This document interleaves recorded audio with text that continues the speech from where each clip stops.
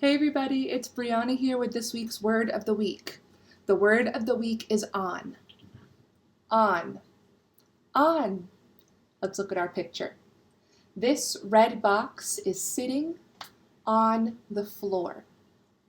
My friends, it's getting very cold outside, which means that we have to put on our hats. We have to put on our scarf.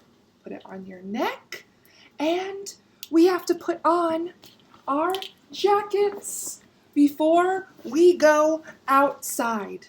And don't forget, we also have to put on our masks to make sure that we're safe outside. The word of the week is on.